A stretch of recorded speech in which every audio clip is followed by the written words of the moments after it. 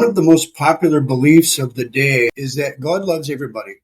And the very fact that it is so popular with all classes ought to be enough to arouse the suspicion of those who are subject to the word of truth.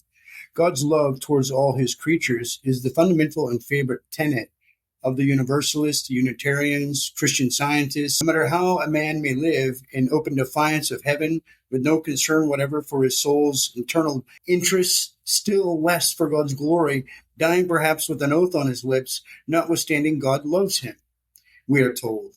So widely has this dogma been proclaimed, and so comforting is it to the heart which is at enmity with God, we have little hope of convincing many of their error. That God loves everybody is, we may say, quite a modern belief. The writings of the church fathers, the reformers, or the Puritans will, we believe, be searched in vain for any such concept.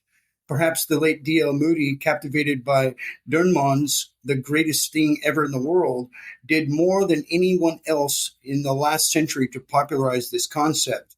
It has been customary to say God loves the sinner, though he hates his sin, but that is a meaningless distinction.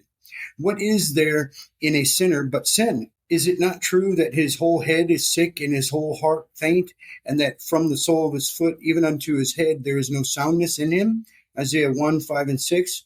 Is it true that God loves the one who is despising and rejecting his blessed Son? God is light as well as love, and therefore his love must be a holy love. To tell the Christ rejecter that God loves him is to cauterize his conscience as well as to afford him a sense of security in his sins. The fact of God's love is a truth for the redeemed saints only, and to present it to the enemies of God is to take the children's bread and cast it to the dogs.